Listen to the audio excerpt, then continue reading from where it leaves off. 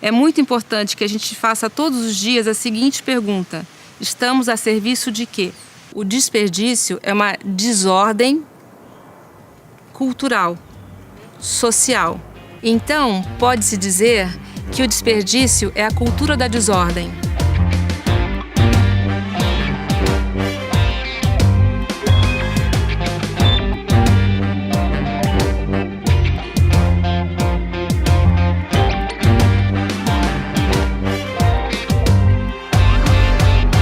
Mais de 30% de todo alimento produzido no mundo, mais de 30% de tudo não vai pro prato de ninguém.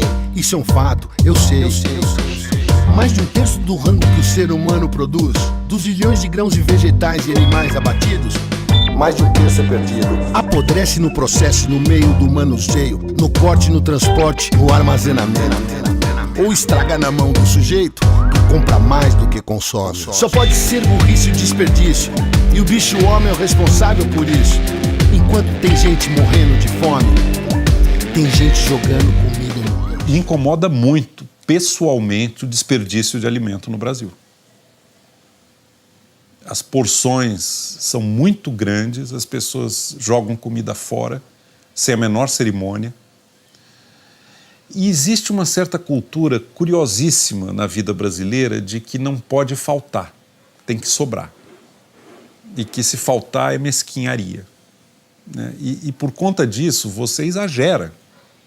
Me incomoda muito o descaso com a perda de coisas que custaram trabalho, coisas que demandaram recursos naturais e que vão ser simplesmente inutilizadas por um excesso desnecessário. Se fala muito em como produzir alimento para os 7, 8 bilhões de pessoas no planeta Terra, mas, no fundo, talvez a questão não esteja só na produção, mas em como que esse alimento está sendo desperdiçado ao longo da cadeia. E aí a gente não precisa mudar tanto as técnicas ou explorar de uma forma predatória a produção, e sim, são questões básicas e singelas, né, que vão diminuindo o desperdício, e aí a gente vê que tem alimento, sim, para todo mundo, né? Outros tantos, desperdício de materiais recicláveis, que é muito dinheiro que se joga fora nesse país. Muita gente poderia estar trabalhando por causa desse material.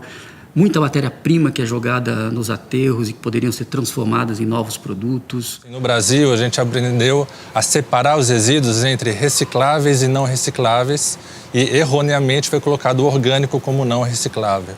Nós temos uma carência muito grande de trabalho na fração úmida. Aqui está o desperdício. A partir do momento que você mistura alimentos ou resto de alimentos com outros materiais, que são materiais, o rejeito propriamente que deveria ir para o aterro sanitário, você compromete esse material, o reaproveitamento, que ele poderia ter um fim mais nobre. Essa questão da sustentabilidade, se dá para ganhar dinheiro com a sustentabilidade, isso é uma conversa do século passado. As leis são feitas, os mercados amadurecem, ou você ganha dinheiro com um novo padrão de produção, novo padrão de logística, novo padrão de consumo, ou você está fora do jogo. Então, o desafio está dado, não é opção. Então, tanto no mercado de capitais, investidores, acionistas, credores, como no mercado de consumo, o cerco está se fechando. E é bom as empresas saberem que o futuro delas depende delas serem capazes de entregar valor e qualidade e preço sem sacrificar e desperdiçar recursos, tanto humanos quanto ambientais. O descaso com a sustentabilidade inviabilizou terras agrícolas. E isso é visível, né? Terras que antes eram produtivas e deixaram de ser. Só pode ser burrice e desperdício, e o bicho homem é o responsável por isso. Enquanto tem gente morrendo de fome, tem gente jogando comida no lixo. Não precisa montar uma ONG para fazer diferença. Você pode fazer a diferença. Talvez a pergunta seja quem não pode transformar, né? Eu acho que basta estar vivo para você poder fazer alguma coisa que preste.